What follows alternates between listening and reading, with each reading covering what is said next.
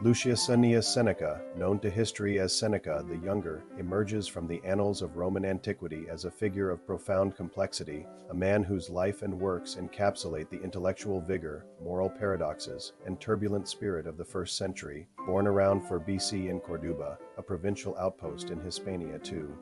A prominent equestrian family, Seneca was the second son of Seneca the Elder, a rhetorician of note, and Helvia, a woman of intellectual strength whom he would later console in exile. Educated in Rome, he absorbed Stoic philosophy from teachers like Attalus and Sotion, alongside rhetoric and law, skills that propelled him into the Senate and eventually the imperial court. His career oscillated between triumph and peril, marked by exile under Claudius, a powerful role as tutor and advisor to Nero, and a final, tragic end when Nero, suspecting disloyalty, ordered his suicide. Seneca's extensive corpus, spanning philosophical essays, moral letters, satire, and a series of tragedies, reflects this tumultuous journey, offering a lens into his mind as he grappled with virtue, fate, and human frailty amid Rome's decadence. Seneca's philosophical writings, deeply rooted in Stoicism, form the cornerstone of his intellectual contribution, adapting a Greek doctrine to the practical and political realities of Roman life. His letters and essays address existential questions with a blend of rigorous logic and rhetorical flourish, making them accessible yet profound. In De Providentia, addressed to his friend Lucilius, Seneca tackles the perennial question of why good people suffer if the universe is governed by a rational divine order. He argues that adversity is not a mark of divine neglect but a purposeful test, a crucible that forges virtue in the wise, much as fire purifies gold or training. Strengthens an athlete. Drawing on historical exemplars like Cato the Younger, who faced ruin with dignity, he posits that providence and fate are one, a cosmic design that elevates rather than crushes the soul, a theme that underscores his optimistic stoicism. Similarly, Deacon's Tantius Apientis, written for Serenus, explores the sage's emotional invulnerability, asserting that external assaults, insults, injuries, losses cannot pierce the wise person's inner fortress of reason. With metaphors of cliffs unmoved by waves and examples like Stilpo, who lost all yet retained his virtue, Seneca offers a practical guide to detachment, a shield against life's provocations in a society rife with petty rivalries. In De Ira, Seneca dissects anger with a psychological depth that anticipates modern therapy, calling it a temporary madness that reason must tame. He traces its stages, including initial impulse, judgment, outburst, and then prescribes delay, reframing, and self-awareness as cures, contrasting the sage's calm with the tyrant's rage. This work, penned during or after his exile, reflects a personal struggle with emotion, a Stoic striving for mastery amid political turmoil.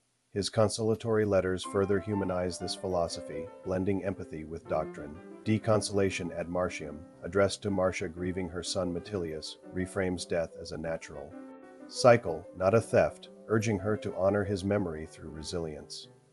De Consolation ad Helviam, written to his mother during his Corsican exile, transforms banishment into a philosophical victory, claiming the mind's freedom transcends place, with the universe as his true patria, an uplifting defiance of circumstance. These letters, rich with personal asides and historical models, reveal Seneca's ability to console while teaching, a duality that defines his moral voice.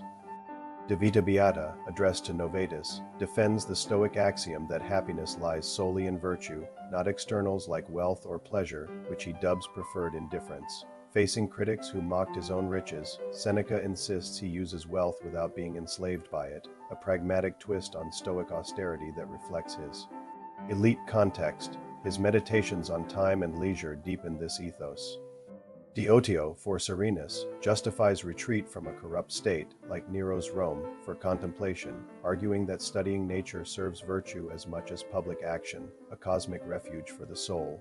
De Tranquillitate Animi, also for Serenus, addresses mental restlessness, prescribing moderation, purposeful activity, and good company to achieve a steady calm, a practical balm for indecision. De Brevitate Vita, for Paulinus, flips the lament of life's shortness, asserting it's long enough if spent wisely, not squandered on busy idleness, a sharp critique of distraction that resonates with modern productivity woes. The Epistulae Morales ad Lucilium, 124 letters to Lucilius penned in retirement, stand as Seneca's philosophical pinnacle, a conversational masterwork distilling Stoicism into daily practice. Covering time's value, death's acceptance, crowd avoidance, and humane treatment of slaves, they blend aphorisms such as, "We suffer more in imagination than reality," with personal candor, admitting his own flaws to humanize the sage's ideal. Written as Nero's reign darkened, they reflect a retreat into wisdom, a legacy for posterity. Decadence, addressed to the young Nero, shifts to political ethics, urging mercy as a ruler's strength, contrasting the loved king with the feared tyrant, a Stoic vision of leadership that flattered Nero's early promise, but later a tragic. Irony, De Beneficiis, a 7-book treatise for a beauteous liberalis, explores the ethics of giving and receiving, framing benefits as a moral bond, not a transaction, and condemning ingratitude as society's poison. Naturalis Questions, for Lucilius, ventures into natural philosophy, explaining phenomena such as rainbows, earthquakes, and comets, with Stoic awe blending Greek science with moral uplift. Seneca sees nature's study as a path to detachment and wonder, a solace as Nero's tyranny loomed, urging us to look up from human strife. Apocolosynthesis, a satire mocking Claudius' deification, offers a jarring contrast as it is crude and gleeful, possibly a courtly jab for Nero.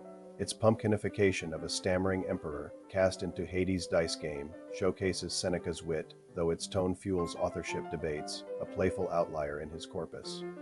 Seneca's tragedies, such as Hercules, Furens, and Troades, cast a darker shadow, exploring passion's ruin and fate's grip with rhetorical intensity suited for recitation. Hercules' Furens portrays Hercules' madness, slaying his family under Juno's curse, a Stoic caution against hubris resolved by endurance, not death. Troades depicts Troy's women facing Astyanax's and Polyxena's deaths with grim resilience, a Riante war lament. Seneca's life mirrors these works' tensions. Rising from Corduba to Rome's Senate, he faced Caligula's enmity, Claudius' exile, and recall to tutor Nero. His wealth clashed with Stoic preaching, a hypocrisy critics seized, yet he insisted virtue lay in use, not possession. As Nero's advisor, he shaped a golden early reign, co-writing speeches, only to retreat as tyranny and corruption grew. Eventually cast out by Nero and forced to commit suicide, he exited echoing his writings on death's embrace. This duality, philosopher and politician, moralist and man of wealth, infuses his works with authenticity and contradiction, a man wrestling with ideals in a flawed world. Seneca's works form a mosaic of human experience. His Stoicism adapts to life's messiness, where wealth can fund virtue and retreat can serve duty. The essays offer practical wisdom such as to tame anger, seize time, and give freely. The letters personalize this, a mentor's voice across centuries. The satire mocks power's absurdity, a rare laugh amid gravitas. The tragedies, with their blood and rhetoric, probe passion's abyss, a Stoic shadow to his daylight ethics. Together, they reveal a man who lived his philosophy, facing exile, wealth, and death with a pen as his sword. His legacy endures not because he was perfect, but because he was human, wrestling with fate and frailty in words that still burn bright. Thank you for watching. Be sure to hit the like and subscribe button and stay tuned for more content on the philosophy series.